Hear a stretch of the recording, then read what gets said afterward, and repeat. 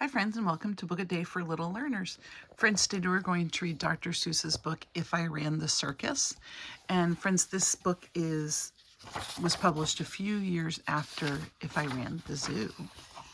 In If I Ran the Zoo, a little boy says how all the different ways he would run the zoo, all the different animals he would have.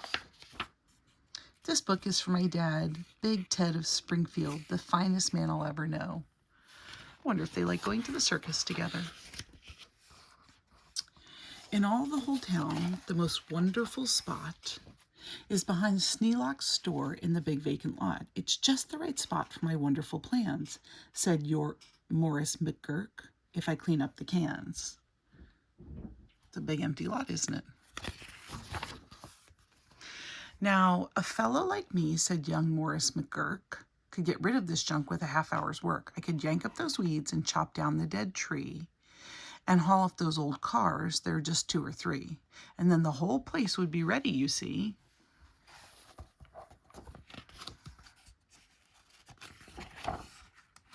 It is a big space. Ooh, all ready to put up the tents for my circus? I think I will call it the Circus McGurkus. The Circus McGurkus, the world's greatest show on the face of the earth or wherever you go. I like the sign. The Circus McGurkus, the cream of the cream. The Circus McGurkus, the circus supreme.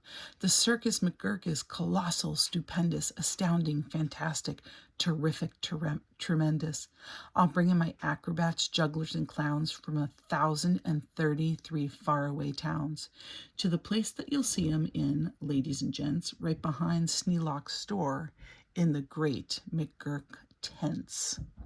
And I don't suppose old Mr. Sneelock will mind when he suddenly has a big circus behind. After all, Mr. Sneelock is one of my friends.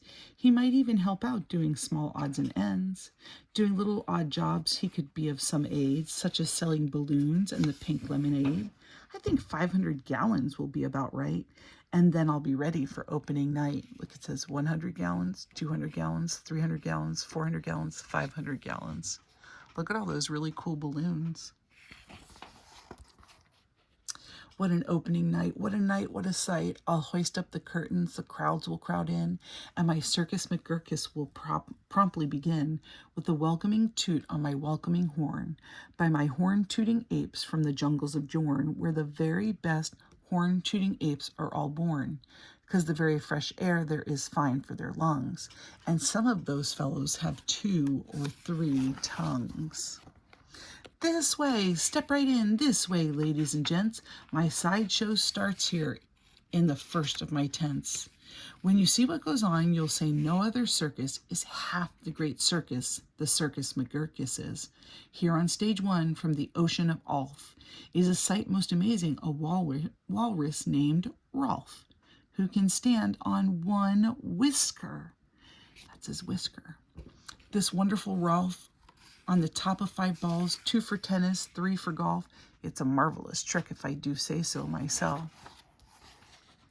And on stage number 2, here's something quite new. From a country called comes this drum-tummied snum, who can drum any tune that you might care to hum.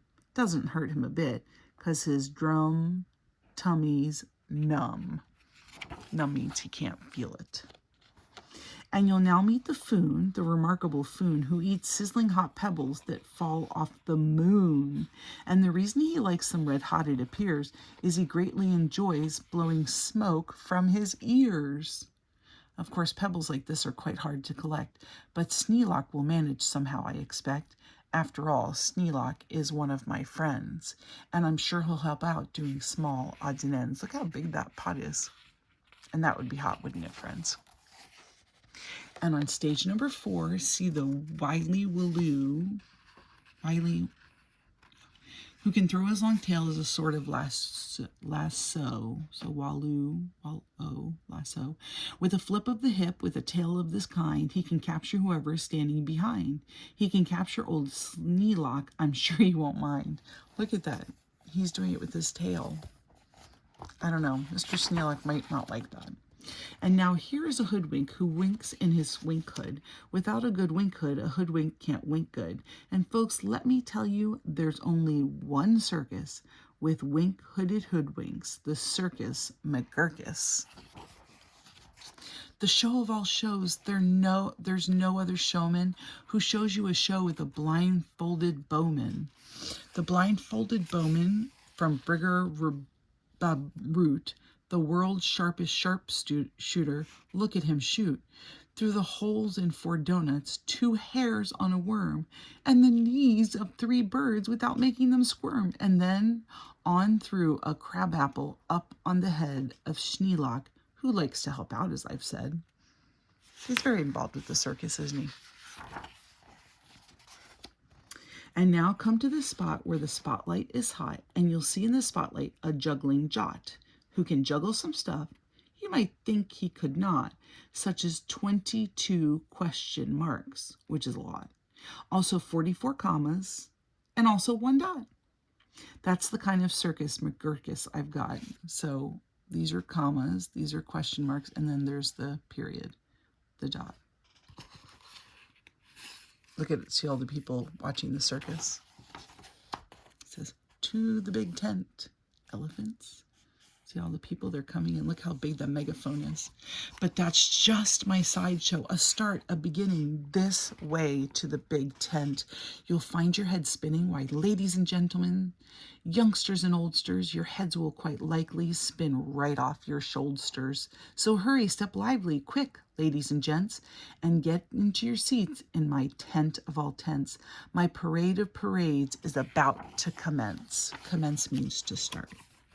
You'll see Drum Major Schneelock flang his baton, and my organ McGurkus come on, with its hot steamy pipes of gold brass-plated tin, snorting all sorts of snorts in a bumbling din. That is super stupendous, stupendous, stu-roarous. And when I play Dixie, please join in the chorus. The chorus is when they sing all together. Then a fluff-muffled truffle will ride on a huffle, and next in the line a fine flummox will shuffle. The flummox will carry a lurch in a pail, and a fibble will carry the flummox's tail. There's the flummox carrying the tail. Well, on top of the flummox, 3 harp-twanging snarp will twang mighty twangs of their 3-snarper harp, while a bolster blows bloops on a 3-nozzled blueser, a nolster blows floops on a 1-nozzled nooser, and then comes a lion who's partly a trout. A trout is a type of fish. Then more stuff for 45 minutes about some strange animals. And then behind them, while everyone stares, come my to and fro marchers who march in 5 layers. Oh, look at that. 1, 2, 3, 4, 5. I've never seen anything like that. The froes march on 2s, and the 2s march on froes. Don't know how they do it, but that's how it goes. I don't know how they would do that either. And now comes an act of enormous enormance. No former performers performed this performance. This stunt is too grippingly, slippingly frightening. Down from the top of my tent, like greased lightning, through pots full of lots of big stickle bush trees, slides a man. What a man! On his roller skis. Friends, do you see who it is? And he'll steer without fear, and you'll know at a glance that it's Schneelock, the man who takes chance after chance, and he won't even rip a small hole in his pants. And now here in this cage is a beast most ferocious, that means really, really mean, who's known far and wide as the spotted atrocious, who growls, howls, and yowls the most blood-curdling sounds, and each tooth in his mouth weighs at least 60 pounds, and he chews up and eats with the greatest of ease things like carpets and sidewalks and people and trees. But the great Colonel Schneelock is just the right kind of a man who can tame him. I'm sure he won't mind. I think it should be called Schneelock Circus at this point. Then I'll let Sneelock off for a few minutes' rest, while high over your heads you will see the best of the world's finest, fanciest, breezy trapezing. My Zumazoop troop from up West Upper Bendizing, who never quite know, while they zoop and they zoom, whether which will catch what one, or who will catch whom, or if who will catch which by the what and just where, or just when and just how in which part of the air. Doesn't really sound like they went very together. What is circus? My circus McGurkus. My workers love work.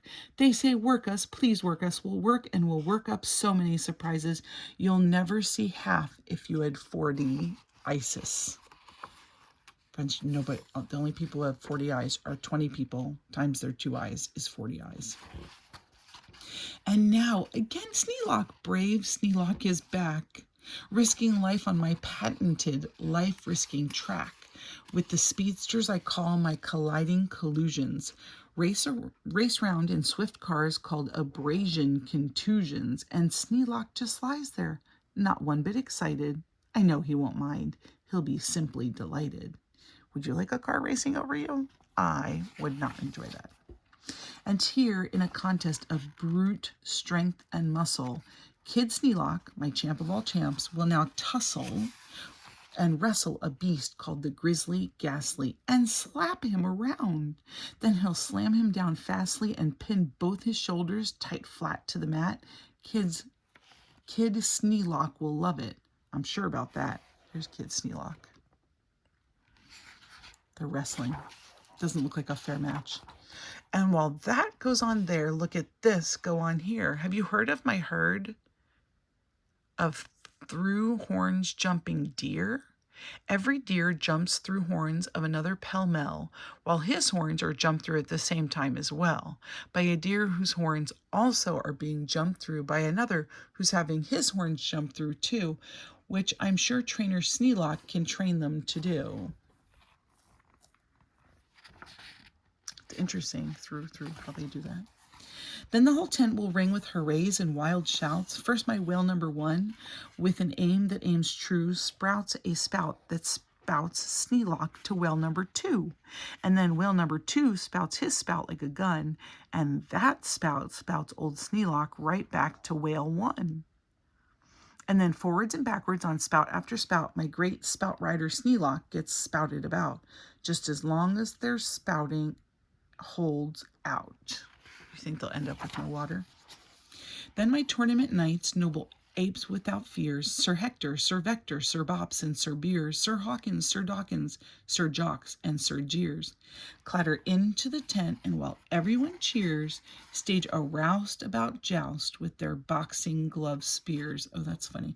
So this is called a jousting stick, and it used to be that a knight would ride on it on a horse, and they would kind of go towards each other. But these now have a boxing glove on the end of it. That's kind of funny.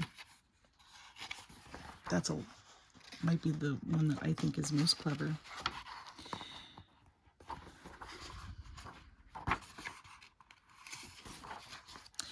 And while all this wild ruckus goes on below, at the top of the tent, look, the star of my show. Who's the star? Sneelock. He comes, great daredevil Sneelock, the world's bravest type. He comes pulled through the air by 3 Subrian snipe type of birds on a dingus contraption attached to his pipe. Oh my word. And while people below are all turning chalk white and all biting their fingernails off in their fright, great Sneelock soars up to a terrible height. How high do you think he can go?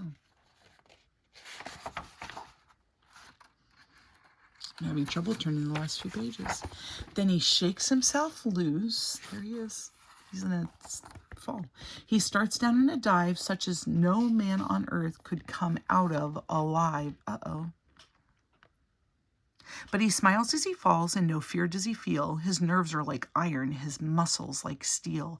And he plunges down, down, with his hair still combed neat, 4,692 feet. Oof. I like how Dr. Seuss in this book uses perspective to make the pole You can see kind of how far he's going. I like that. Then he'll land in a fishbowl. Oh my goodness. He'll manage just fine. Don't ask how he'll manage. That's his job, not mine. Oh my goodness. All that way, and he's going to land in a goldfish. Remember we talked about that fish before? Dr. Seuss's fish pretty much all look the same in my opinion. Why, he'll be a hero. Of course he won't mind when he finds that he has a big circus behind. I still think it should be called Sneelock's Circus since he's so pivotal to having that done. Friends, I hope you enjoyed If I Ran the Circus. You can think about different things you would have if you ran the circus. And I will see you tomorrow for our next story.